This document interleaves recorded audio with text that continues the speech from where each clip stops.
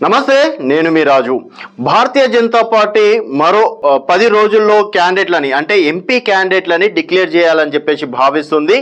So ఈ MP ఎన్నికలని Bharatiya Janata party ప్రతిష్టాత్మకంగా తీసుకుంది. అలాగే తెలంగాణలో దాదాపుగా 10 నుంచి 12 స్థానాలు గెలవాలని చెప్పేసి ఇప్పటికే అమిత్ షా గారు టార్గెట్ ఇవ్వడం, దానికోసం అని చెప్పేసి ఇక్కడ రాష్ట్ర నాయకులు కార్యకర్తలు కూడా కసరత్తు చేస్తున్నారు.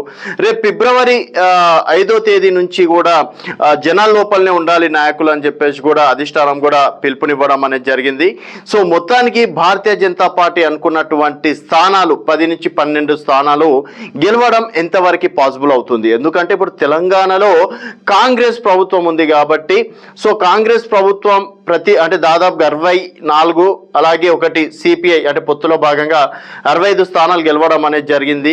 సో ఎమ్మెల్యేల ప్రజాబలం కాంగ్రెస్ పార్టీకి ఎక్కువ ఉంటుంది కాబట్టి మరి మేబీ కాంగ్రెస్ పార్టీ కూడా దాదాపుగా 10 నుంచి 12 స్థానాలు వాళ్ళు కూడా గెలవాలని చెప్పేసి కూడా భావిస్తున్నారు. సో మొత్తానికి ఎలాగైనా సరే తెలంగాణలో గెలవడం కోసం క్యాండిడేట్ల విషయంలో కూడా భారతీయ జనతా పార్టీ ఆచితూచి అడుగులు వేస్తుంది. సో ప్రతి ఒక్క నియోజకవర్గం నుంచి అంటే ఎంపీ నియోజకవర్గం నుంచి దాదాపుగా ఒక్కొక్క నియోజకవర్గం నుంచి దాదాపు 5 నుంచి 6 అప్లికేషన్లు అయితే వస్తున్నాయి. డెఫినెట్గా ఈ సెలక్షన్స్ విషయంలో కూడా ఆచితూచి అడుగులు వేసే అవకాశం కూడా ఉందని చెప్పేసి చెప్పుకుంటున్నారు. సో మొత్తానికి మనం ఆదిలాబాద్ నియోజకవర్గం చూసుకుంటే, ఆదిలాబాద్ నియోజకవర్గంలో 7 అసెంబ్లీ స్థానాలు ఉన్నాయి. ఇక్కడ దాదాపుగా 4 అసెంబ్లీ స్థానాలు భారతీయ జనతా పార్టీ గెలవడం అనేది జరిగింది. సో ఇప్పుడు ఆదిలాబాద్లో సిట్టింగ్ ఎంపీ అయినటువంటి సోయం బాపురావు మరి సిట్టింగ్కి అవకాశం ఇస్తారా, లేకపోతే ఇంకో 2-3 పేర్లు కూడా వినిపిస్తున్నాయి. సో రమేష్ రాథోడ్ పేరు కావచ్చు, తర్వాత అభినవ్ సర్దార్ సినీ యాక్టర్ అంటే సినీ నిర్మాత, అలాగే సినీ నటులు, ఈ మధ్యకాలంలో అంటే ప్రజల లోపల ఉంటున్న వ్యక్తి, అలాగే ప్రజల కోసం తను సొంతంగా ఒక స్కూల్ కట్టించడం అనేది జరిగింది. తర్వాత అక్కడ మందిరాల విషయంలో కూడా అక్కడ సాయం చేయడం అనేది జరుగుతుంది. అలాగే ప్రజలతోటి మమేకం అవుతున్నారు. సో అభినవ్ సర్దార్ కూడా డెఫినెట్గా టికెట్ నాకే వస్తుందని చెప్పేసి కూడా ఆశిస్తున్నారు.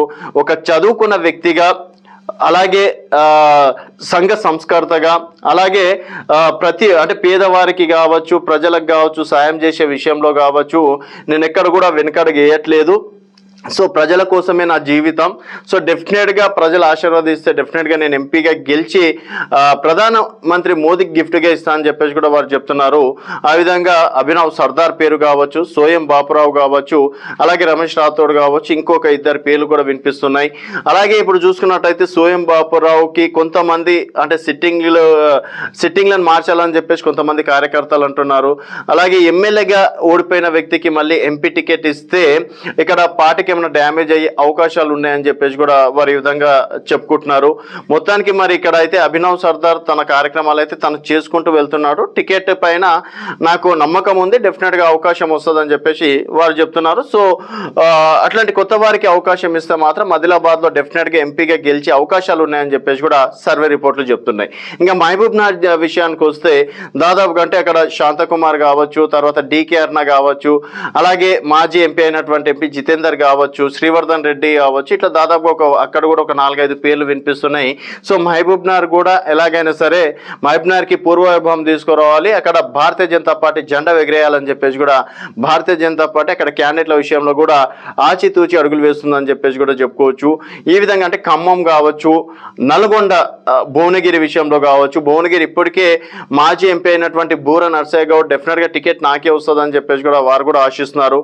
అలాగే ఖమ్మంలో కూడా ఈసారి ఎంపీ గెలవకపోయినా పర్లేదు కానీ డెఫినెట్గా అక్కడ ఓట్ షేరింగ్ పెంచుకోవాలని చెప్పేసి కూడా భారతీయ జనతా పార్టీ ఆశిస్తుంది.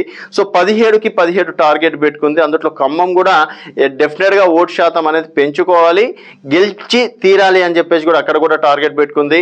హైదరాబాద్ ఓవైసీని ఓడించడమే టార్గెట్గా కూడా భారతీయ జనతా పార్టీ అడుగులు వేస్తుందని చెప్పేసి కూడా చెప్పుకోవచ్చు. ఇంకా సికింద్రాబాద్ విషయానికి వస్తే ప్రస్తుతం అయితే సిట్టింగ్ ఎంపీ అయినటువంటి కిషన్ రెడ్డి గారికి, ఎందుకంటే ఇక్కడ అంబర్పేట కావచ్చు, తర్వాత ముషిరాబాద్ కావచ్చు, ఇక్కడ భారతీయ జనతా పార్టీ కార్పొరేటర్లు ఎక్కువ స్థాయిలో ఉన్నారు.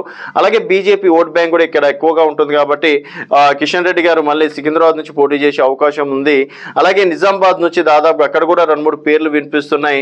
సిట్టింగ్ ఎంపీ అయినటువంటి ధర్మపురి అరవిందే మరోసారి ఉండే అవకాశాలు ఉన్నాయని చెప్పేసి అంటున్నారు. అలాగే మార్పులు చేర్పులు చేసిన ఆశ్చర్యపోవాల్సిన అవసరం లేదంటున్నారు.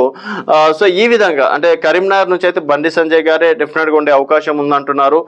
మల్కాజ్గిరి విషయం చూసుకున్నట్టయితే ఆల్రెడీ అంటే ఈటెల రాజేందర్ గతంలో కూడా చెప్పారు, నాకు మల్కాజ్గిరి ఎంపీ టికెట్ నేను అడుగుతున్నాను, నేను ఆశిస్తున్నాను అని చెప్పేసి కూడా వారు చెప్పడం అనేది కూడా జరిగింది. మురళీధర్ రావు సీనియర్ నాయకులు మధ్యప్రదేశ్ ఇన్ఛార్జ్ వారు కూడా మల్కాజ్గిరి నుంచే టికెట్ ఆశించడం అనేది కూడా జరుగుతుంది. కొత్త వారికి అవకాశం ఏమైనా ఇస్తుందా అంటే చదువుకున్న విషయంలో కావచ్చు, ఆర్థిక విషయంలో కావచ్చు, అక్కడ ప్రజా సంక్షేమ దృష్టిలో పెట్టుకొని ఆ విషయాల్లో కూడా అంటే ఇలాంటి కొత్త వారికి ఏమైనా అవకాశం ఇస్తుందా లేకపోతే సిట్టింగ్లకే ఇస్తుందా అనేది Bharatiya Janata party master plan. ఎందుకంటే టికెట్ అనౌన్స్మెంట్ చేసే వరకు బీజేపీ ఎలాంటి ప్లాన్లు వేస్తుంది, ఎలాంటి స్కెచ్ వేస్తుంది అనేది అర్థం కాదు. ఇప్పుడు రామ్ మందిర్ తోటి భారతీయ జనతా పార్టీ ఇక్కడ తెలంగాణలో కూడా డెఫినెట్గా ఒక 10 స్థానాలు గెలుస్తామని చెప్పేసి నమ్మకం పెట్టుకుంది. సో మొత్తానికి మరి భారతీయ జనతా పార్టీ నియోజకవర్గాల్లో ఎవరికి టికెట్ ఇస్తే బాగుంటుంది అనేది మీ అభిప్రాయాలను కింద కామెంట్ రూపంలో తెలియజేయండి.